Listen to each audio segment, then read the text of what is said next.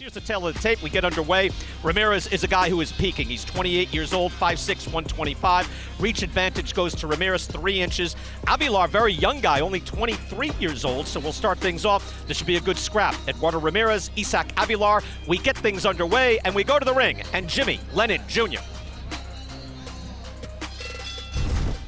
Ladies and gentlemen, good afternoon and welcome. From Dignity Health Sports Park in Carson, California, Premier Boxing Champions presents a big night of action coming your way. It's Fox Sports PBC Fight Night, brought to you by TGB Promotions. This bout in the ring is presented in association with Samson Boxing and is sanctioned by the WBA, the president, Gilberto Jesus Mendoza. Judging at ringside for this bout, Carla Cais, Steve Morrow, and Sharon Sands. All right, fans, here we go. 12 rounds of boxing scheduled for the interim WBA Featherweight Championship of the World. Introducing to you first on my right, fighting out of the red corner, wearing white trunks with silver trim, hailing from Aguascalientes, Mexico.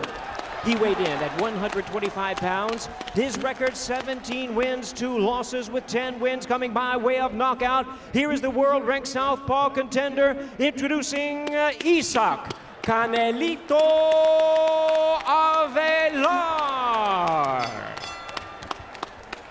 And his opponent across the ring, fighting out of the blue corner in this 12-round championship attraction, wearing black trunks, silver trim, hailing from Los Mochis, Sinaloa, Mexico. He weighed in at 125 1/2 pounds. His record, 24 wins, 2 losses, 3 draws, with 11 wins coming by way of knockout. Here is the WBA's top-ranked featherweight contender, introducing Eduardo Zurdito Ramirez. And our referee in charge now to give instructions, Gerard White. Fighter chief second, fighter chief second. We run the rules in the dressing rooms for the WBA Interim Featherweight Championship. The trunks are just a tad bit high. I'm gonna let them work it right here. Trunks are good here. Let's touch them up, fellas, and let's go to work. Outdoors in a ballpark here in Carson, California. Closed captioning is available for tonight's telecast. If you'd like to hear the broadcast in Spanish, you can click over to the simulcast on the Fox Deportes app. Getting ready and getting underway. We've got at least 6 fights for you here tonight, here on Fox, and then later tonight on the pay-per-view. Isaac Avelar taking on Eduardo Ramirez. Lennox Lewis, Joe Goosen here with me ringside. I'm Brian Kenny, and we're underway. Ramirez, Joe Goosen, is a guy that has been peaking. We've seen him come off back-to-back knockouts of near-fringe contenders. He's looked very good. I'm wondering, can Avelar hang with Ramirez at the level he's fighting these days? No, Ramirez, he showed the first time we saw him was against Bartolome, and he just really snuck up on him out of that southpaw stance and knocked out Bartolome, I believe, in the 5th round. He's really a good fighter. And here, nice action there from Avelar, who comes off a win. Lennox, we saw him in Dallas against the unbeaten Sicario Lucas. He looked very sharp in that fight. Doesn't have a ton of power, but he's got good skill. Yeah, he's got really good skill. He likes to come forward and really mix it up. So I love to see this fight because this is going to be a banger. Yeah, Avelar very aggressive so far here in the first round. Really sticking it. 23 years old. He's 17-2. Again, he is Canelito, Little Cinnamon. Big Cinnamon will be here. Canelo himself. Of course, Andy Ruiz has been training in Canelo's training camp, worked for him, lost a ton of weight. He's focused, ready to go for the main event tonight. Ramirez, consistent, aggressive, creative, very good fighter. Now getting a load of Isaac Avelar and trying to assess as he snaps out a jab and bounces it off his head. Yeah, there's a lot of similarities between these two guys, Bri. They're both aggressive. They're both southpaw. They both have a knockout punch. And, sharp hit there. Avelar just got clipped with a good right hook. Yeah, Avelar is looking to hold right now because he got hurt, which was a wise thing to do so he could get his balance back again, but I think he's regained it again, so he's okay. That is real snap from Eduardo Ramirez. You could see that when he throws the right hook or the left, and the sharp jab straight up the middle. That right hook is the punch that he knocked out Flores with. Yep. And it's very strong. But Avelar, in my notes when I watched tape on Avelar, I saw that he had a tendency to pop that chin up a little bit. And even though he's aggressive, you see how he comes at you 2-3 steps and his chin is up a little bit instead of buried in his chest. So he's going to be vulnerable to that hook or left hand from Ramirez if he doesn't cure that a little bit. Keep his hands up or chin down. Very aggressive opening round here between Ramirez in the black trunks, Avelar in the white. Yeah, they're not wasting any time. They're getting right to it. Like I said, down the line, this is going to be a wicked fight. And Lennox, they're both box, and then the offense flows right out of their boxing. Yeah, I mean, first it starts with boxing, then it's banging. Yeah, their instincts both of them are to be aggressive. But Ramirez will box a little bit more. When he fought Claudio Marrero, was another southpaw. He boxed a lot. Avelar pressing the action, but Ramirez able to scamper away. Off to a good start here. Good first round here in California. Back here ringside in Carson, California. Lennox, Joe, you can see that these guys are catching each other in exchanges. Yeah, it's when you got two southpaws boxing. This is what happens. You throw the same punch and get hit at the same time. Avelar quick off the bell and buries a body shot to the belly of Ramirez. And following up with a double jab. I like how Avelar's using that jab. He's pushing Ramirez back, which is good. Joe mentioned his last fight. That was Eduardo Ramirez when he stopped Miguel Flores. And he just opened up with a vicious attack in the second round. And that was against Joe, a guy who had gone the distance with Leo Santa Cruz, and he knocked him out. Exactly. And look, both guys are extremely talented. Avelar as well. He had a great fight with the 22-pound champ, Stephen Fulton, until he got stopped late in the 5th round. But I got to tell you, he's a really good fighter. He's very aggressive against Fulton. He got hurt with a body shot and stopped by Fulton. What's so good about this too, Joe, is they are throwing vicious shots. I mean, they're responsibly boxing, and yet when they're throwing their power shots, everything is behind it. Well, because they figure why go light when if you're going to throw something, might as well make it hard and see if you can hurt the guy and take him out. That's what both of these guys are about. You can see the shadows here in Carson as the sun is still high in the sky, blazing down on us. Most of the ring is in shadows. Not quite like Dodger Stadium, though, Joe, where you can be pitching through the shadows. And right. You can't see the fastball. I think they can see each other pretty well. Yeah, you got to wait till that sun comes down and. You don't have that half and halfer, right, from the mound to the plate. Right. And this is part of the experience of fighting outdoors. And, Joe, you're training Chris Arreola, so the main event, you don't have that issue. It'll be cool tonight. Sun will be down, the lights will be up, and there's fans in the stands. So we expect a great entertainment venue here tonight. This is a great fight crowd, and it's gone back, as Carissa mentioned, 17 years.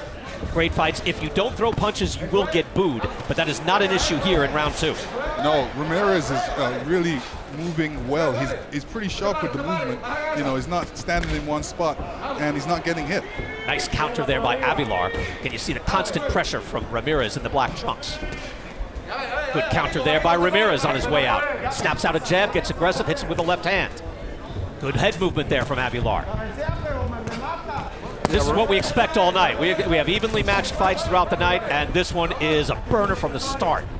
Yeah, I think every fight on this card and the next card are going to be, there's not going to be any fight that isn't going to be action-packed. I can guarantee it. I tell you, Ramirez just landed 3 good shots. Avelar countered nicely with 2 shots of his own. Good counter work, just a good back and forth. Yeah, great back and forth between both of the fighters. Good left hand there from Ramirez off the jab, and Avelar answers immediately.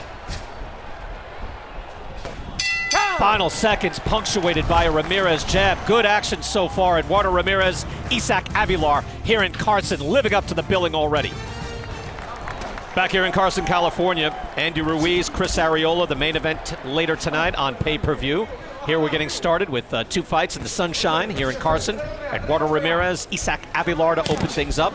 And what's so impressive to me, Lennox Lewis, is Avelar, who's, to me, he's kind of the B-side on this. He's got to fight a little harder to stay with Ramirez, but every time he gets touched, he fires back hard. Yeah, he does fire back hard, which he doesn't want Ramirez to get all those punches out and him not, answering that question. It's important for him to answer that question to get back so he stays in this fight.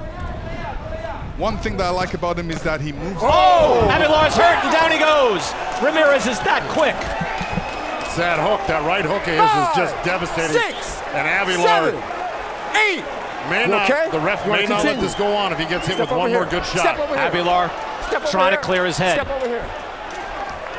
5. Referee Gerard White is trying to get him to move back and forth and answer the call. Avelar right back at it, and he's on shaky legs. Yeah, he's doing the right thing, trying to hold. Oh, and another sharp right hook. Avelar out on his feet. It's over. It's over. Yeah. Referee jumps in to save Avelar, who tried to stay on his feet with everything he had. But Eduardo Ramirez continues his tear through the featherweight division. Another impressive win. And that's the thing about Ramirez. That right hook of his is dangerous. That's what he usually uses to put guys out. And the chin of Avelar was just up and unprotected. That is impressive. Again, Ledwan Bartolome, Miguel Flores, and now Isaac Avelar. All competitive fighters, but there it is. Dynamite right hook puts Avelar down. Right on the chin, too. And Avelar had that left hand down that's supposed to be protecting. He was throwing his punch. One punch is working, the other one's protecting. The other hand's protecting, and that wasn't the case here. And give Avelar credit. He tried to get back up, and he tried to stay there. Gerard White wisely got in when he saw Avelar there, basically, unable to defend himself. No, he got frozen on the ropes with another couple punches, and the ref stepped in, did the right thing, because he really was defenseless. Wow, that was impressive. Eduardo Ramirez, a guy who seemingly saw his career going nowhere, turned it around, and now again, that's the third straight fight where he's just looked world class and like a future world champion. Look at that hook again. Yeah, it was a situation where Avelar just put that left hand down a little bit and left that open spot for Ramirez to come with that right hook. Boom, right on the chin.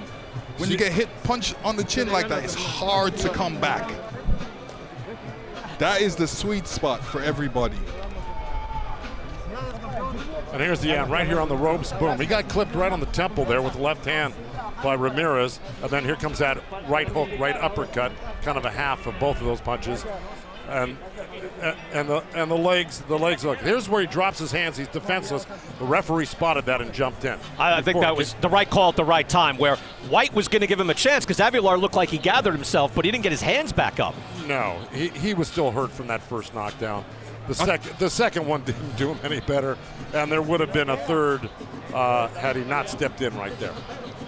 Yeah, I think everybody was waiting for him to fall, and the referee took that time to step in at the right time. To his credit, Lennox, he moved his head right as soon as Ramirez got to him, just out of instinct. Yep. However, you saw how he stumbled with White, the referee. It was time to end this fight. And Ramirez, a guy who, again, in 2017, he took on Lee Selby, a former featherweight titleist. He came in overweight. He was not eligible to even win the title, and he lost that fight. And ever since then, he has turned things around, avenged a split decision draw against Ledwan Bartolome, and he starched him, Joe, and he's got now 3 impressive knockouts in a row.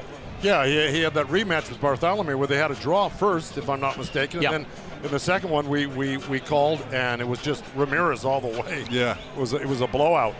Very impressive. Eduardo Ramirez, a man on the move, moving up fast, championship contender, getting after it. Let's get the official call and go to the ring, and Jimmy Lennon Jr. Ladies and gentlemen, we have the time of 1 minute 16 seconds in round number 3. Our referee in charge, Gerard White, stops the contest. He is the winner by way of knockout. He is now the interim WBA Featherweight World Champion, Eduardo Zurdito Ramirez. Joe Goosen, I'm looking at Ramirez, and that guy is, if he's not going to be a world champion, he's fighting for a world championship very soon. Oh, yeah. Well, I mean, this was for the interim title. It's for the Well, there's interim. There's lots of interims. I get it. Yeah. But what we're both saying is he's that far away. Yeah, He's from being at the very top. That's right. That's right. When you're an interim champ, that means there's something in transition going on. And you're most They're waiting. You could be in recess, you could be interim, you could be in absentia. But basically, he's climbing toward the top 10. And again, the last 3 fights, he's looked fantastic. And he's knocking guys out. He's not just winning. Let's go back take a closer look. This was Lennox Lewis, competitive at the outset. Avelar was fighting well. It was. Avelar came, he meant business. He started off strong and hard, and he wanted to make a point. The only thing he lacked was the defense. That left hand just was a little bit too low, and he got caught. And Lennox, Joe, you bring up a good point, where at 126 pounds, you know, sometimes you don't get everybody in the division with that type of power. He's got selling power. Yeah, because, look, he doesn't just give you a flash knockdown. He puts you on another plane, you know what I'm saying? And then if you get up, he's going to take care of you and finish the job. He's that type of fighter. Fantastic finish there. Take a look at the copy box totals again. Avelar, he got in some good shots, landed 42 of them, but Ramirez landed 57. Threw 30 more punches, just slightly more accurate. But again, they both had very good exchanges. It was a competitive fight, but Ramirez just putting himself at another level in the world class.